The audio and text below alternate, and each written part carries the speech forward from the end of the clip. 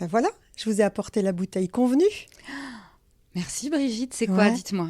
Eh ben, c'est un petit fendant Pour l'apéro. de la région. Ah bah oui, c'est vrai que vous venez directement de Genève. Exactement. Et puis, un petit peu de fromage, le gruyère suisse, le vrai. Bon, on va s'ouvrir tout ça pour discuter de votre vie, aussi de votre carrière. Alors je pense qu'avec un petit verre de vin blanc, ça va être plutôt convivial.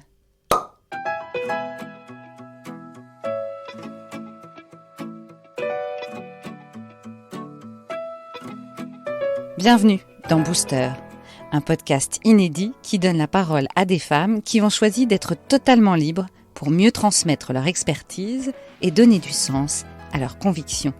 Je suis Marjorie Murphy et je vous emmène à la rencontre de ces pépites qui ont accepté de se livrer sans filtre.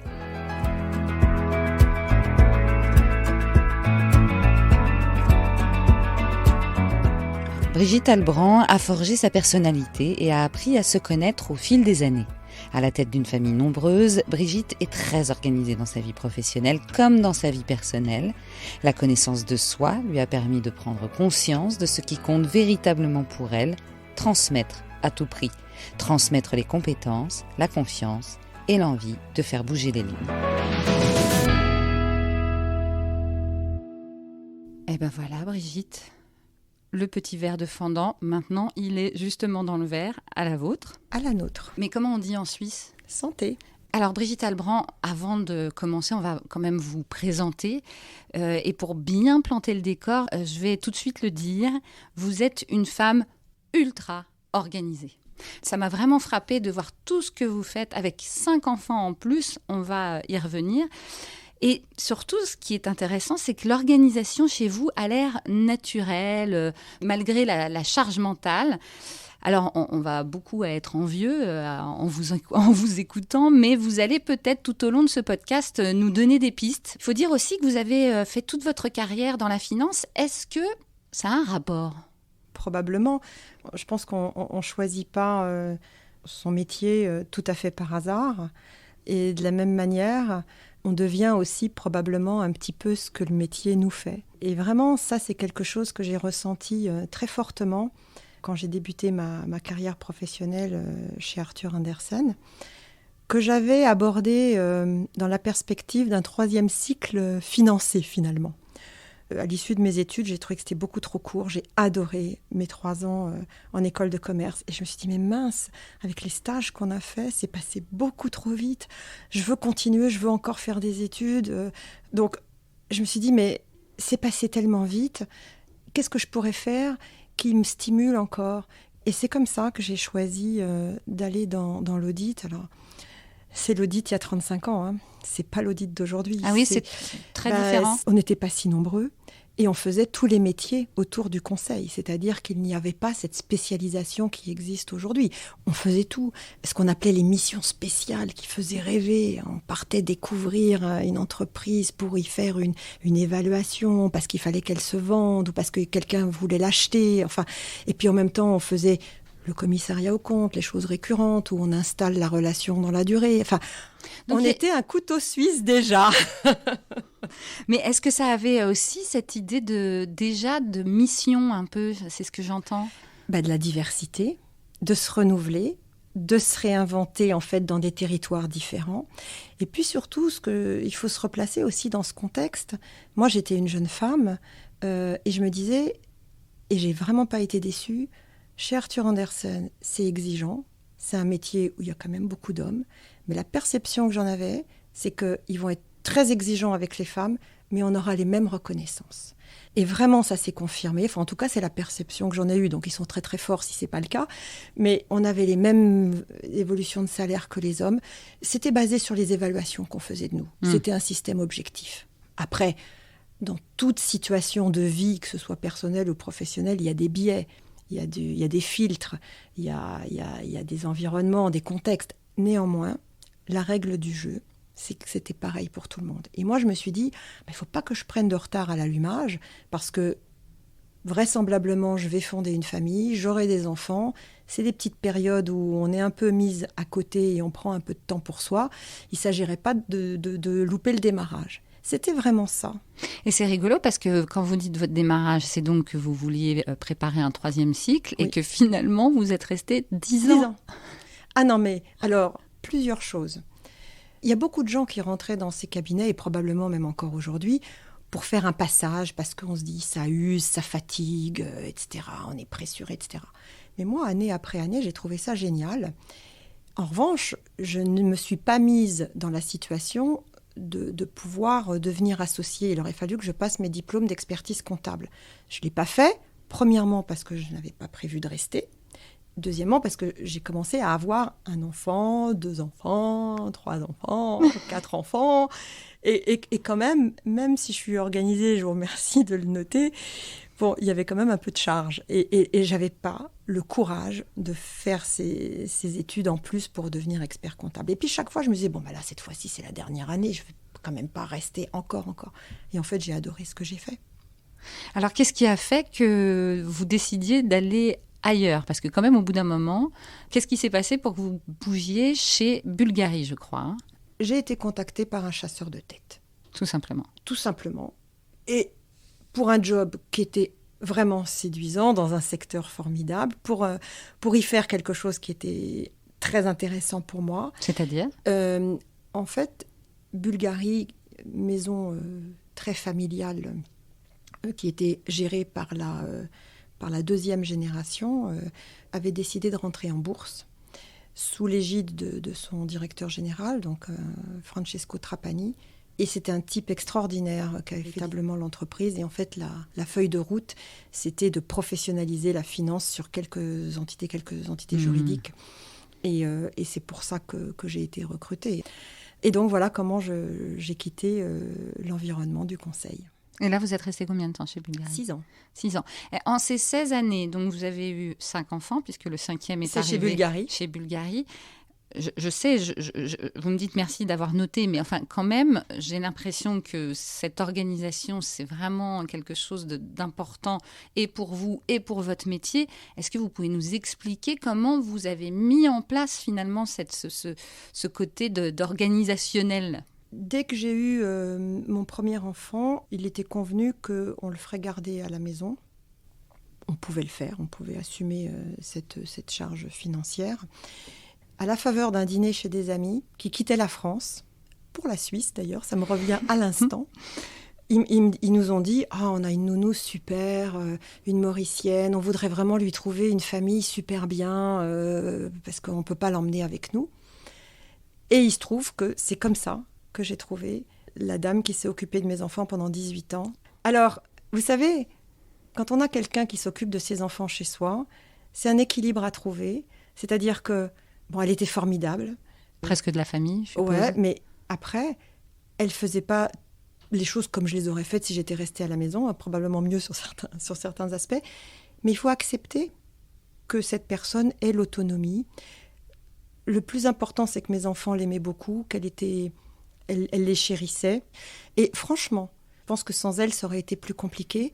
Mais c'est un équilibre aussi. C'est-à-dire qu'il faut trouver la bonne personne. Mais moi, j'avais des amies, elles changeaient tous les ans. Elles me disaient, j'en ai marre, je change. Je dis, ben oui, mais tu es tout le temps sur son dos. Tu lui dis, fais ci, fais ça. En fait, il faut laisser de la liberté. En fait, j'ai l'impression que dans votre vie et dans votre métier, vous saviez déjà à la fois gérer et être géré. De prendre les choses en main tout en laissant aussi les gens faire. Et c'est un peu le métier de manager de transition, si je ne me trompe. Moi, je serais presque tentée de dire manager de transmission. Pas mal. C'est vraiment une expression qui m'est venue en ayant fait quelques missions maintenant. Parce que moi, je me suis rendu compte au fil du temps que c'est ça que j'aime faire.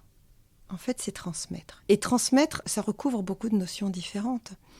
C'est transmettre à ses enfants, c'est transmettre à ses amis des choses qu'on a envie de partager avec eux, c'est transmettre dans le domaine professionnel. Il n'y a pas de bon manager sans transmission, moi j'y crois pas. C'est pour ça que l'image que certains peuvent avoir du manager de transition, qui vient pour une mission, qui fait, qui règle et qui s'en va, peut-être. Moi, j'ai pas été confrontée à ce genre de mission, Et j'impulse toujours, même si on ne me le demande pas, vraiment de la transmission à l'interne. Et de toute façon, il y a souvent la transmission à quelqu'un qui prend la suite. Pour moi, c'est le sens de la vie. La vie, c'est de passer le relais. Tout ce que je fais, je prends le temps d'essayer de l'expliquer, de donner du contexte, de transmettre ou une technique, ou une idée, ou une façon de faire, quelque chose qui va donner de l'épaisseur à mon action. Je suis très concentrée là-dessus et j'essaye de le faire.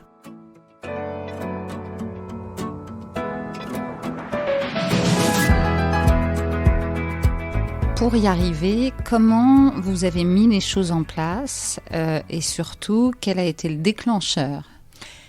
Le déclencheur, ça a été mon expérience chez Bulgari.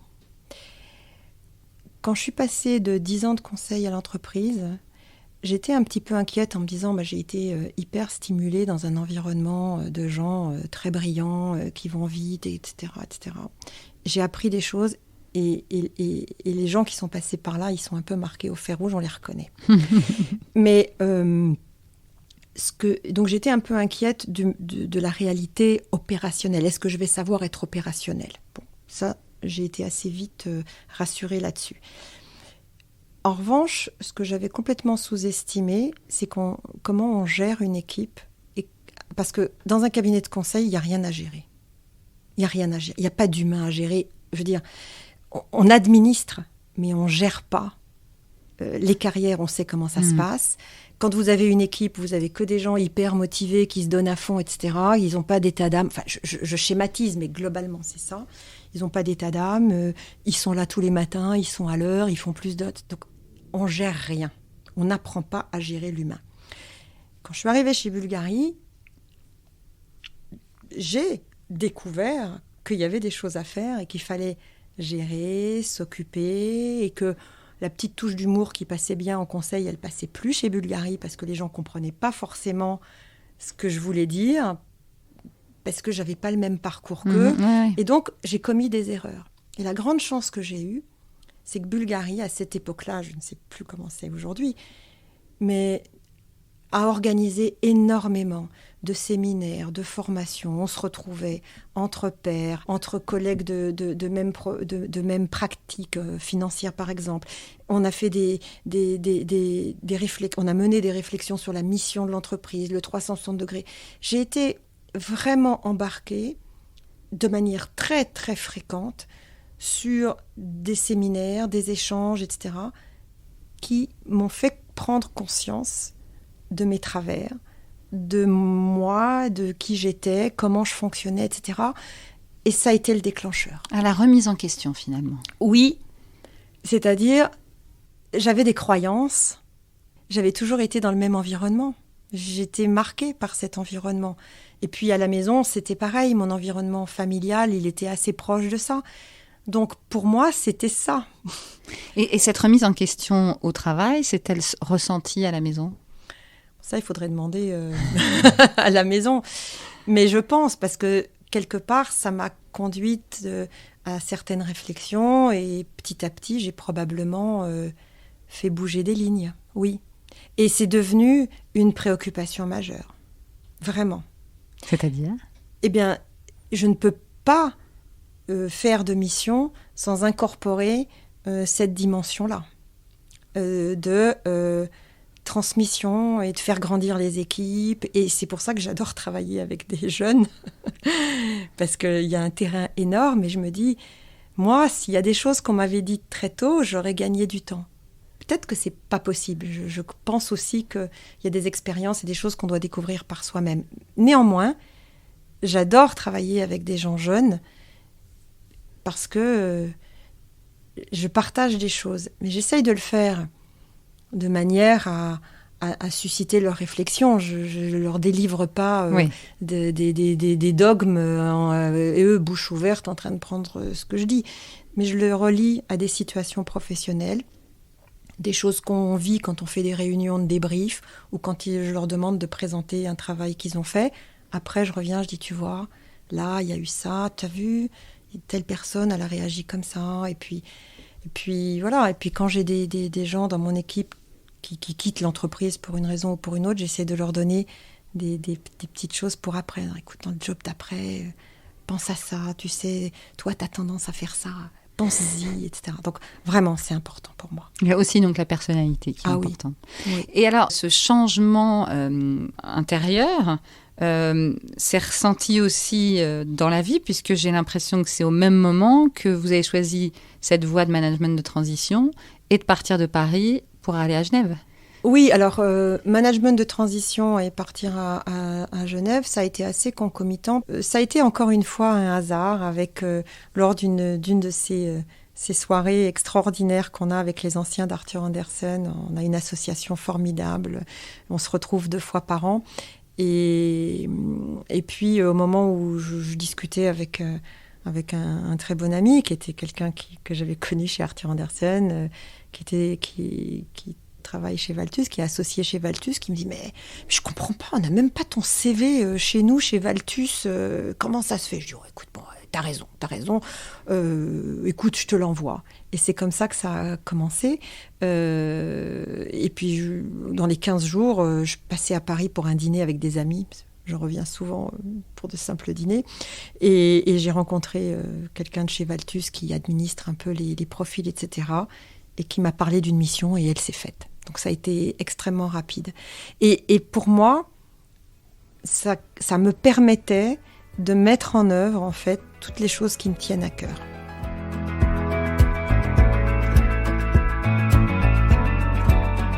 À toutes les invitées, je leur demande en quelques mots, mais j'ai l'impression que vous l'avez déjà fait, de me donner la définition d'un manager de transition. Pour moi, le manager de transition, c'est la personne qui arrive dans un univers qu'elle ne connaît pas, dont elle va devoir capter extrêmement rapidement les enjeux et les jeux, éventuellement, qui s'y passent, pour accomplir une mission pour laquelle, en interne, ils ne sont pas équipés, et qui, à l'issue de cette mission, devra transmettre. Transmettre ce qu'elle a fait, évidemment, et éventuellement, comme je le soulignais tout à l'heure, transmettre à quelqu'un qui prendra la place pour gérer le job dans quelque chose de plus classique, disons, sans les effets coup de poing, intensité qu'il peut y avoir dans le lancement d'un projet. Donc, il faut le faire. En tout cas, moi, c'est ce que je dis toujours quand je démarre une mission à mon prescripteur et puis à la personne dans l'entreprise qui va gérer ma mission.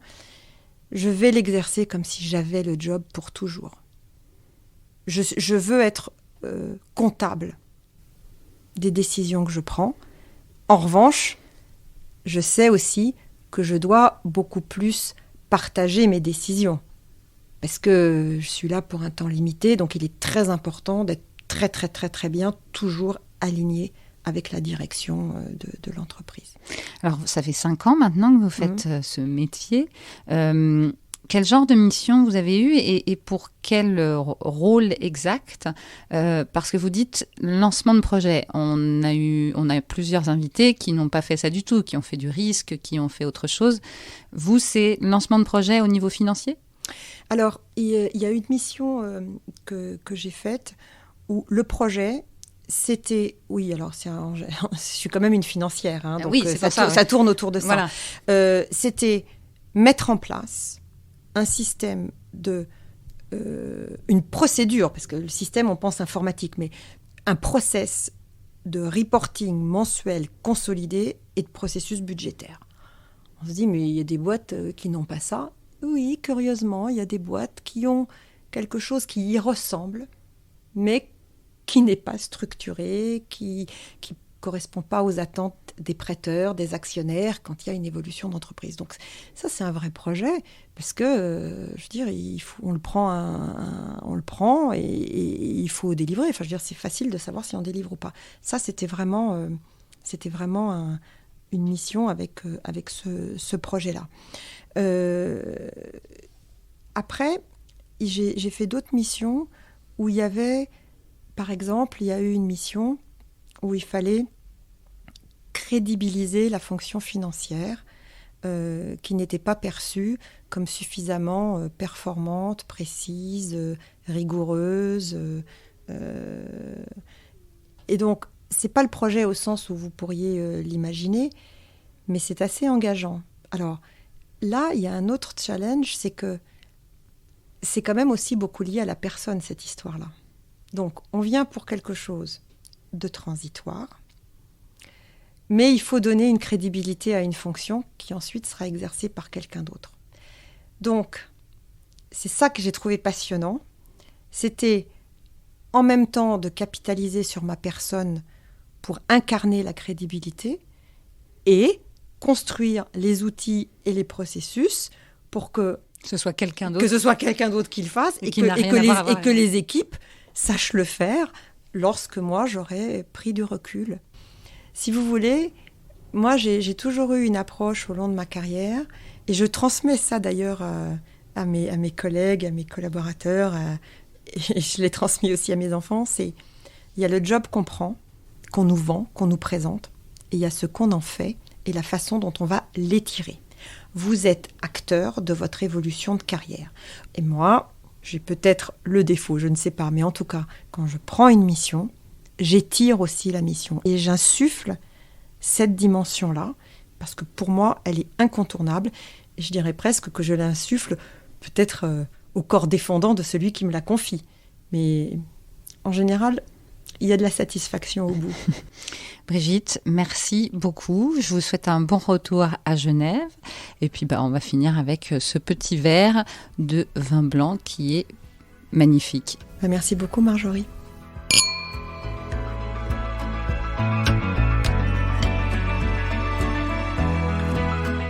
Ce podcast vous a été proposé par Valtus, leader européen du management de transition. Retrouvez-le sur toutes les plateformes de diffusion de podcasts et sur notre site valtus.fr.